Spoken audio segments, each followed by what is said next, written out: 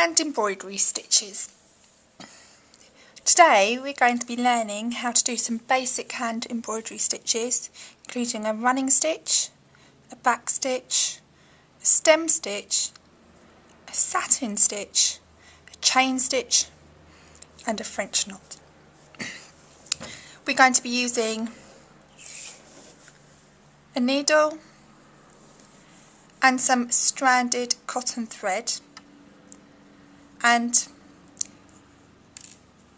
the embroidery thread has got 6 strands all twisted together, and we're just going to use one of those strands today. So just pull one of the strands out. You probably need a length between your wrist and your shoulder, and we're going to use one thread, thread it into your needle,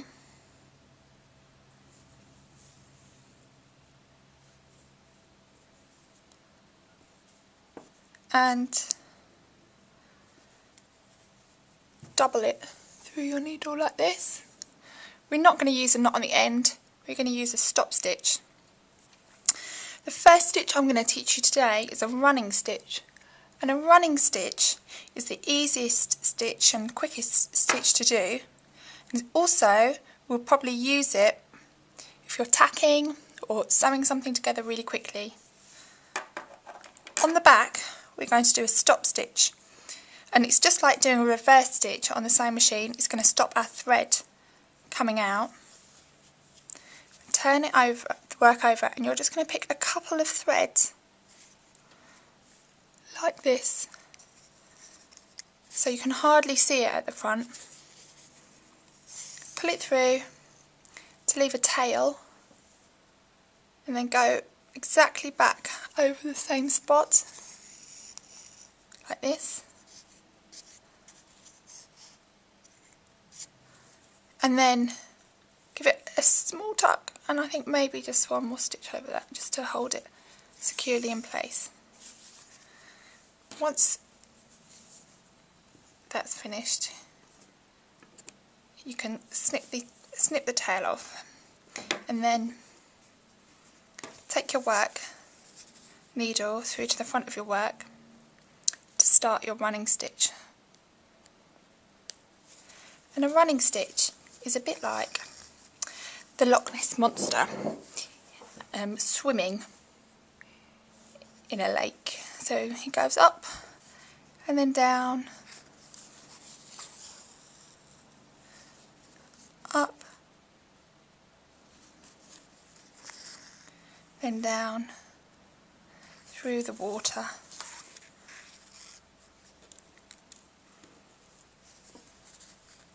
And what's probably even easier than doing it this way is just to wiggle your needle up and down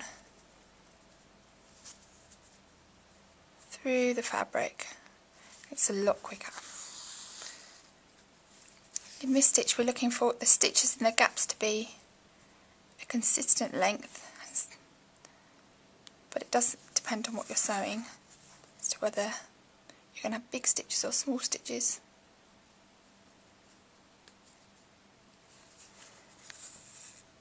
Okay, when you get to the end of your line, we're going to turn our work over and just do our stop stitch in the back to finish off.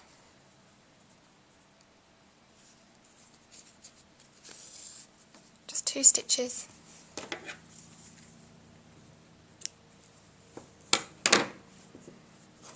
Snip it off, and it should look like this.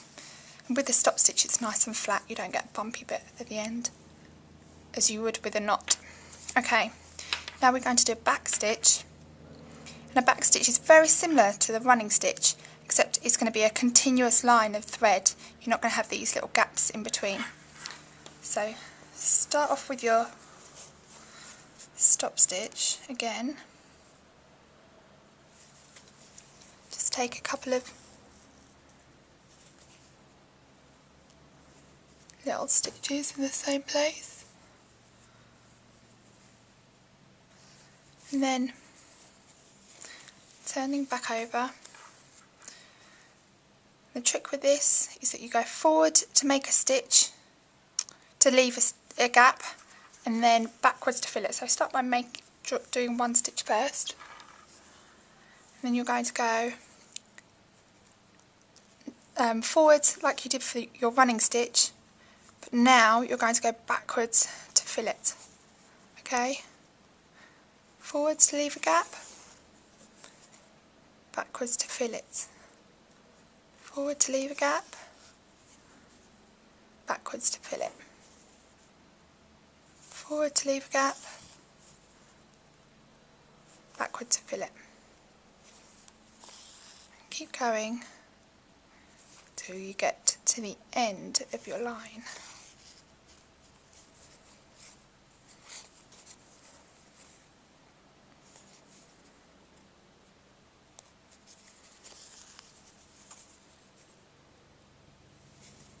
Forward to leave a gap, backward to fill it, and this one gives you a much more solid line than the running stitch, and a bit of a bolder outline as well. So on the back you're just going to do your 2 stop stitches in the same place just to secure the end before we snip the thread off. Okay, the next stitch we're going to do is a stem stitch, and the stem stitch is good for going around curvy lines like this, and it gives you a nice sweeping line. So again, start off with your, at the beginning of the line, with your stop stitch.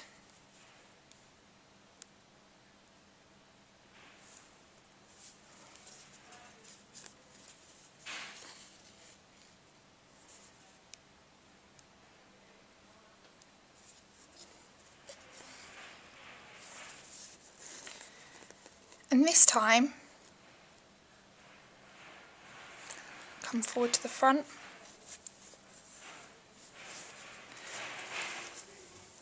When you make your stitch, you go forwards 1 stitch and then backwards a half, and that's before pardon, that you've pulled this loop through. This, okay?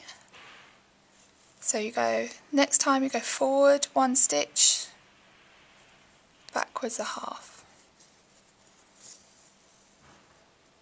And you'll see that it gives you a very chunky line, and a really attractive looking curve, and it's really good for doing flowers or any type of sweeping detail.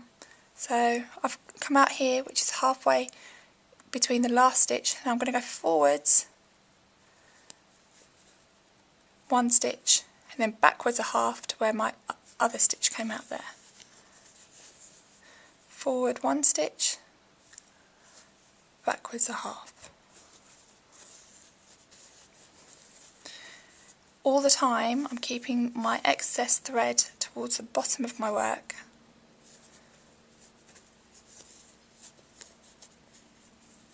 And that will keep all of my curve going in the same direction. Ooh. Forward 1 stitch, backward a half, going all the way to the end.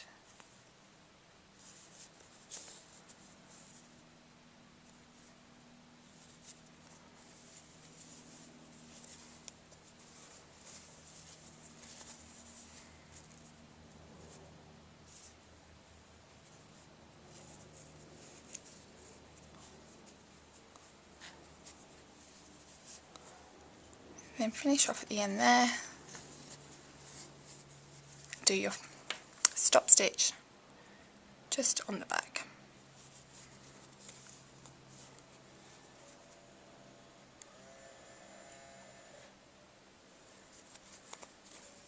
And snip off the end.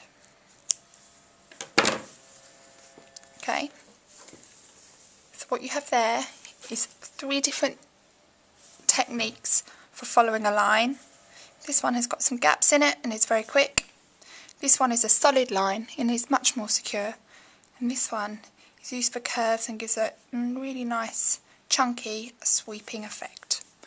Okay, in the next video I'm going to teach you how to do a satin stitch, a chain stitch and a French knot.